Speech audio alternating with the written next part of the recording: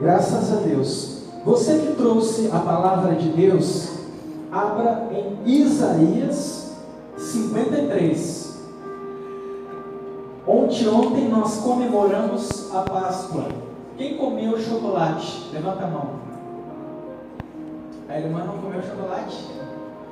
Tem alergia, irmã? Diabetes. Lá em casa não precisa ser Páscoa para se comer chocolate. Nós comemos toda semana, eu acho que praticamente todo dia. Graças a Deus. Eu gostaria de dividir hoje uma palavra com vocês sobre a crucificação. Eu quero ler com você Isaías capítulo 53, versículo 4 em diante. Verdadeiramente, Ele tomou sobre si as nossas enfermidades e as nossas dores levou sobre si, e nós o reputávamos por aflito, ferido de Deus e oprimido. Mas Ele foi ferido pelas nossas transgressões e moído pelas nossas iniquidades. O castigo que nos traz a paz estava sobre Ele, e pelas suas pisaduras fomos sarados. Versículo 7. Ele foi oprimido, mas não abriu a boca. Como um cordeiro foi levado ao matadouro, e como ovelha muda perante os seus tosqueadores, ele não abriu a boca. Versículo 11. O trabalho da sua alma ele verá, e ficará satisfeito com o seu conhecimento. O meu servo, o justo, justificará a muitos, porque as iniquidades deles levará sobre si. Diga: meu Deus, eu abro os meus ouvidos e o meu coração para receber a semente da tua palavra. Espírito Santo, fala comigo, em nome de Jesus. Amém. Podei-vos assentar.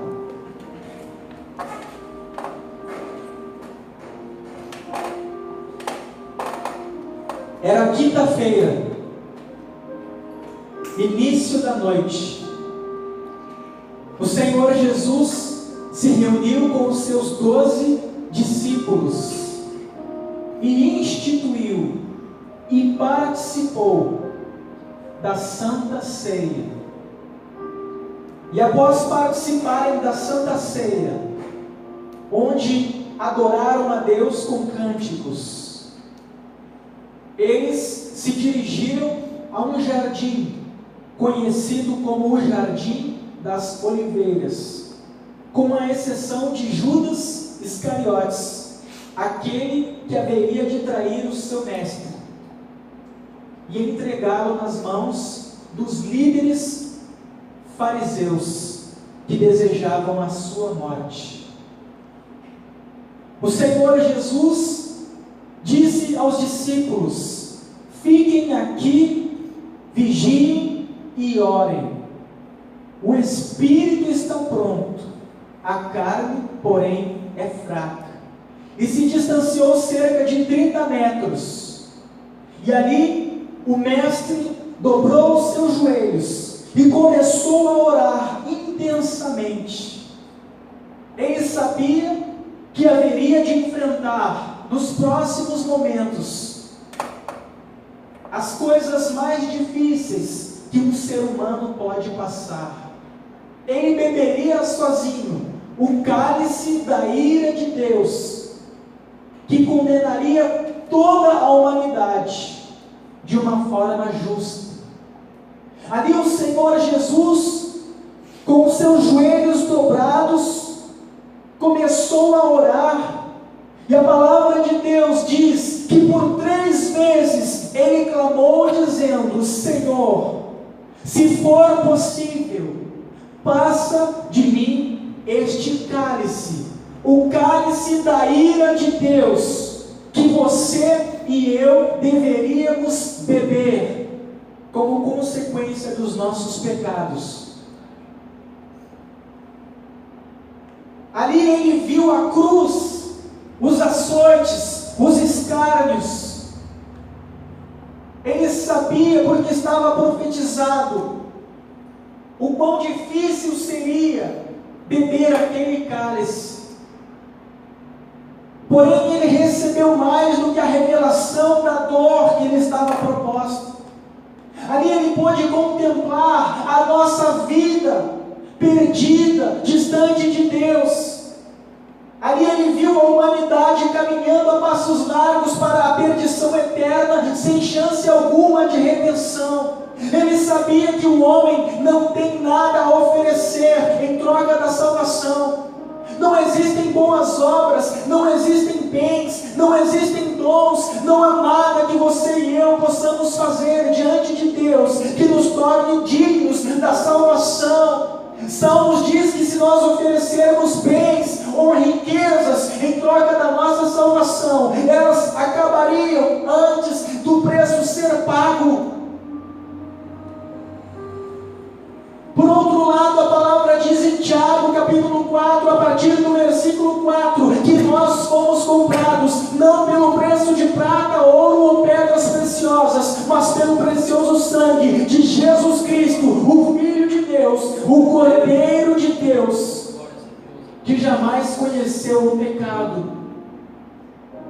Por nos amar, a Bíblia diz em Romanos capítulo 5 que Deus provou o seu amor para conosco, pelo fato de Cristo haver se entregue por nós, sendo nós ainda pecadores. Não havia nada que você pudesse fazer, então Cristo se entregou por nós, para nos dar a redenção, para nos trazer de volta à presença do Pai, nos livrando da perdição eterna e nos dando condição de, através da fé, termos o perdão dos nossos pecados e a vida eterna na presença de Deus.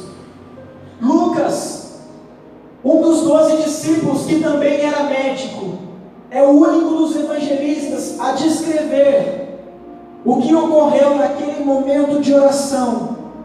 Ele diz que o Senhor Jesus orava intensamente quando gotas de sangue escorreram pelo seu corpo, caindo até o chão. Este fenômeno é chamado pela medicina de hematidrose. Hema vem de hemácias, sangue, e tidrose, suor, sangue e suor. É um fenômeno raríssimo, que para ocorrer é necessário que aconteçam algumas coisas juntas.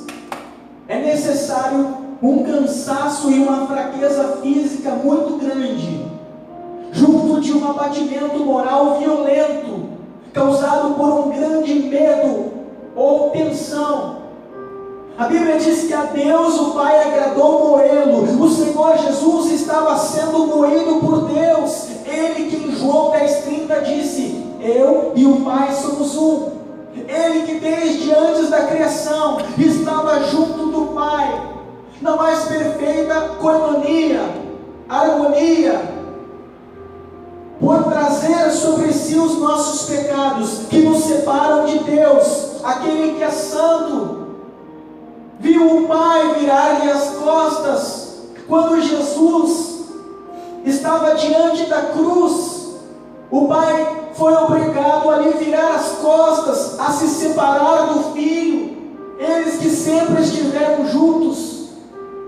E como é difícil você se afastar de alguém que você ama, alguém que você está acostumado a estar junto. Você sente falta. E Jesus esteve sempre junto do Pai. O mais difícil não foi a cruz, mas foi se ausentar do Pai, aquele que sempre esteve junto dele, antes da criação do universo, dos anjos, da terra e dos homens. A hematidrose faz com que os capilares, que são microvasos sanguíneos que ficam localizados debaixo da pele, se dilatem e se rompam, fazendo o sangue se juntar ao suor produzido pelas glândulas sudoríparas que ficam debaixo da pele, vertem pelos poros, escorrem e caem até o chão. Para que você tenha uma ideia da tensão, do estresse emocional que o Senhor Jesus viveu naquele jardim. Eu pesquisei na internet casos em que pessoas, nos nossos tempos, tiveram hematidrose. Houve o caso de um condenado à cadeira elétrica. Ele foi trazido pelos soldados, e quando ele estava sendo conduzido para ser colocado sentado, amarrado naquela cadeira elétrica, na sua cabeça uma base de metal com uma esponja úmida para ajudar a eletricidade percorrer o seu corpo. Ele sabia o que estava por acontecer e ele teve hematidrose. Também pessoas que estavam em embarcações em alto mar, no meio de tempestades que destruíam a embarcação. Pessoas que se viram diante da morte, pessoas que estavam numa situação em que não havia nada que elas pudessem fazer, elas sentiam a morte se aproximando, tiveram hematidrose. Tem pregador que já disse: Jesus riu da cruz. Quando ele esteve na cruz, a Bíblia diz que ele se despiu da sua glória e do seu poder e se fez homem. Ele sentia as mesmas coisas que você e eu. Ele não estava ali como um super-homem. A hematidrose deixa a pele sensível. Você já teve uma sensibilidade na pele que qualquer toque doía? Jesus suou por todos os poros do corpo, sangue e suor, e a sua pele ficou sensível. Judas veio, o entregou aos soldados, ele foi levado e houve um embate entre Herodes e Pilatos, sobrando para Pilatos. Pilatos tenta libertá-lo, não encontrando nele culpa de condenação, mas a multidão gritava, incitada pelos líderes fariseus. Pilatos então cedeu e disse: eu não encontro motivos para condenar este homem, mas eu farei com que seja feita a vontade de vocês. Eu lavo as minhas mãos do sangue inocente deste homem. E mandou que o Senhor Jesus fosse açoitado como um condenado. O chicote romano usado para o açoite se chama azorrague. Acho que tem uma outra imagem do chicote. Ele tem cerca de 20 centímetros de cabo de madeira. E na ponta ele tem um couro, com muitas pontas de couro. É como uma cinta que na ponta tem umas 10 tiras de couro. E na ponta de cada tira, como você pode ver ali, tem pedaços cortantes de chumbo e de ossos. E quando ele atinge a pele do condenado, ou ele rasga, ou ele gruda. E quando o carrasco puxa ele, arranca pedaços de pele. Deve ter sido 2 carrascos que açoitaram no Senhor Jesus, estando um de cada lado, dando golpes consecutivos, e cada golpe causava cerca de 10 cortes. Havia casos em que os condenados tinham seus pulmões expostos. Não era raro os casos em que os condenados morriam antes de serem crucificados, durante os açoites. Se Jesus não estivesse preso pelos pulsos na coluna, ele ia cair numa poça de sangue. Uma tortura atroz, algo inimaginável. Eu creio que você não suportaria, se você estivesse ali, ficar olhando, de ver o tamanho do sofrimento de uma pessoa. Colocaram na cabeça do Senhor Jesus uma coroa de espinhos, espinhos duros, da Síria. Na cabeça nós temos um nervo que se divide em 3 ramificações, se chama trigêmeo, e os médicos dizem que esses nervos causam as dores mais horríveis que o ser humano pode sentir, dores semelhantes a facas entrando na cabeça, Outros que tiveram essas dores relataram como se estivessem levando choques e ainda sendo queimados por ferros. Quando colocaram a coroa de espinhos na cabeça do Senhor Jesus, para que eles não ferissem as suas mãos, a Bíblia diz que eles batiam com um pedaço de pau, para que os espinhos penetrassem as carnes, o crânio, e se firmassem. Jesus, ele deve ter sentido uma dor lancinante, uma dor que deve ter feito com que o seu rosto expressasse uma dor horrível. E hoje muitas pessoas querem a coroa da glória desse mundo. E qual a coroa que o nosso Deus, o nosso Salvador recebeu? Uma coroa de humilhação e de vergonha no nosso lugar. Jesus foi obrigado a carregar o patíbulo da cruz, a haste horizontal, pesava cerca de 50 quilos, e ele estava descalço e fraco, as suas costas todas lanhadas. Imagina você pegar uma madeira de 50 quilos sobre as tuas costas, que estão abertas, sangrando. A Bíblia diz que por alguns momentos em que ele caminhava rumo ao Monte do Calvário, ele não suportou o peso da cruz e caiu. Cada vez que ele caía, ele feria o peito com o peso do corpo e com o peso da cruz. E também batia as costas já machucadas no chão, enchendo as feridas de poeira e terra. A Bíblia diz que os soldados constrangeram um homem que passava a ajudá-lo, Simão Cirineu. Simão foi obrigado a pegar a cruz e ajudar o Senhor Jesus a chegar até no Monte Calvário. O percurso foi de cerca de 600 metros. Cerca de 600 metros, o Senhor Jesus teve que arrastar os pés descalços em meio aos pedregulhos. Você já caminhou em pedregulhos com os pés descalços? Carregando um peso? Machuca todos os pés. Sem contar que ele foi esbofeteado, ele foi cuspido. Você já foi cuspido na cara, no rosto? É melhor você levar um tapa do que você ser cuspido. É uma das maiores humilhações que uma pessoa pode sofrer, ela ser cuspida na face. O Senhor Jesus foi cuspido. Quando eles chegaram no Monte do Calvário, conhecido como Monte da Caveira, o Senhor Jesus teve a túnica arrancada, uma túnica vermelha.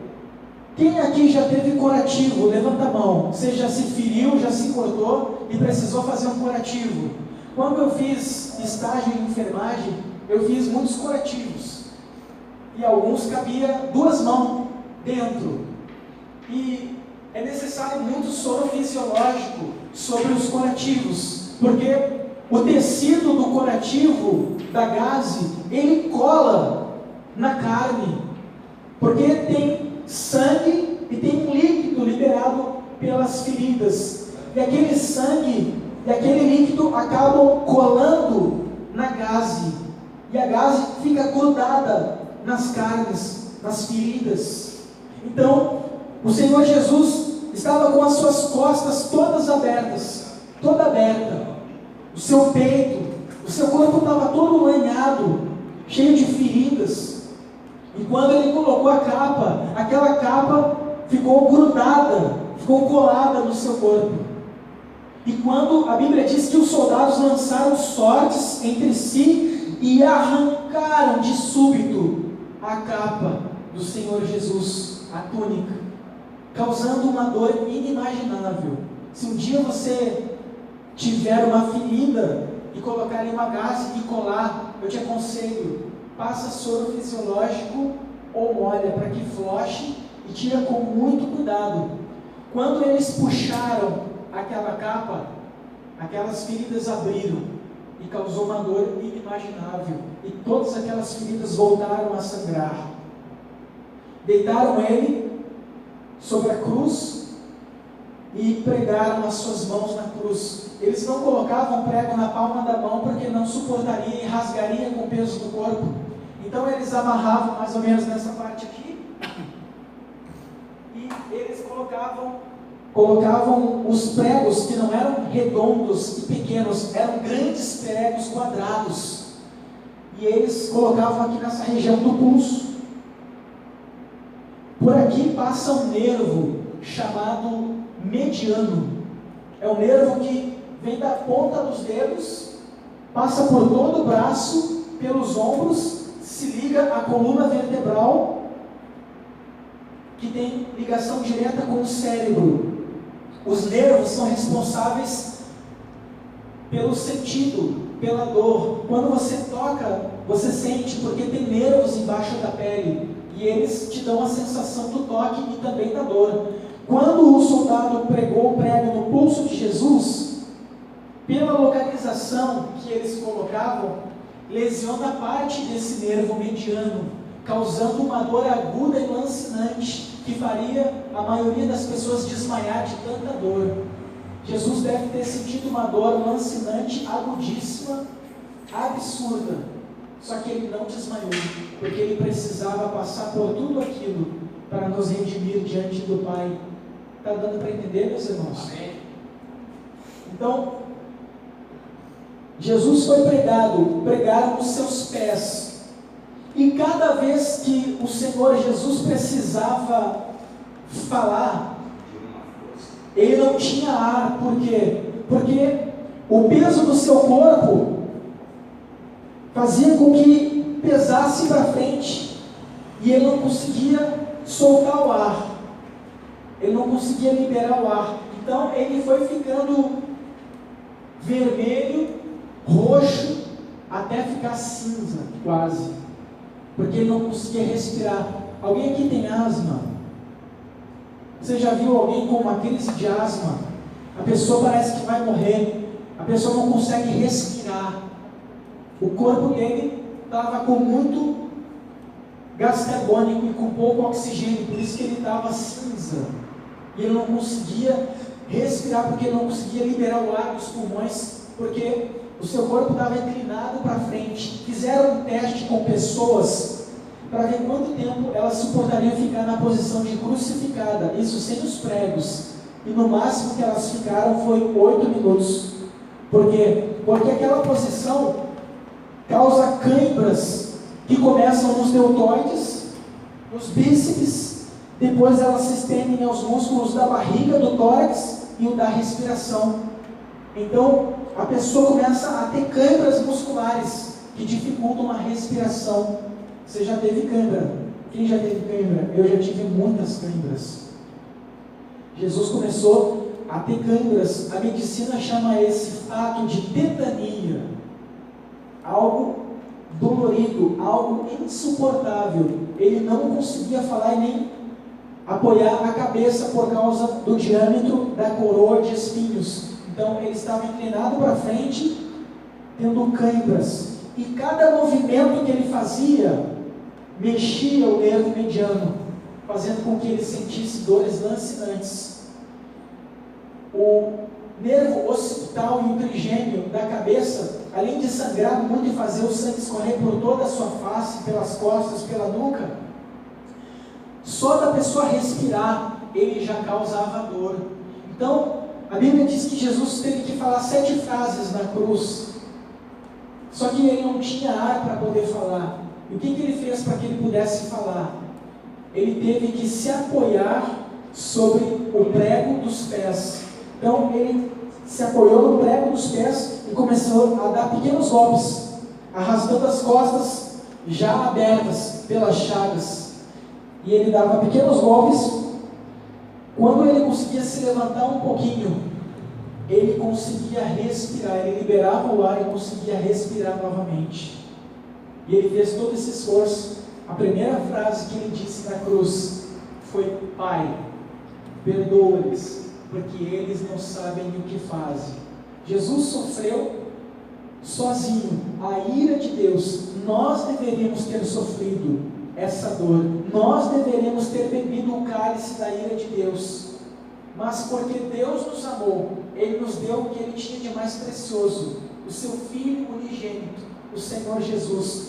E quando nós cremos que o Senhor Jesus, sendo Filho de Deus, se fez homem e assumiu os nossos pecados e morreu naquela cruz, no nosso lugar, a Bíblia diz que a fé nos é imputada como justiça. Então toda a nossa culpa pelo nosso pecado, tudo aquilo que nos condena diante de Deus, é anulado, porque é transferido ao Senhor Jesus, o Cordeiro que tira o pecado do mundo, e Ele já pagou o preço, morrendo na cruz e ressuscitando ao terceiro dia. Amém? Então, quando eu creio que Jesus morreu no meu lugar e ressuscitou, todas as minhas culpas são removidas. O diabo já não tem mais legalidade para me condenar, porque os meus pecados foram lançados na cruz de Cristo, e Ele com o seu sangue me redimiu e me tornou aceito. Ninguém vai entrar no céu com uma justiça menor do que a justiça do Senhor Jesus. O Senhor Jesus não apenas assumiu os nossos pecados, mas Ele também nos cobriu com a sua justiça. Por isso que quando Deus nos vê aos olhos de Deus, que nos vê através do sangue do seu Filho, nós somos tão santos e tão perfeitos quanto é o Senhor Jesus. Então nós estaremos no céu de glória por toda a eternidade com uma santidade, tal qual a do Filho de Deus, aquele que os anjos declaram: Santo, Santo, Santo é o Senhor dos Exércitos. Amém? Não há obras, não há bens, não há nada que nós possamos fazer, mas através da fé nós temos a salvação e a vida eterna. Eu quero ler com você ali um texto para nós concluir. Se você trouxe a sua Bíblia, abra em Lucas 24, só para nós concluir e já vamos encerrar. Tem muitas coisas que nós poderíamos falar sobre o que o Senhor Jesus enfrentou por nós, mas o tempo é pouco.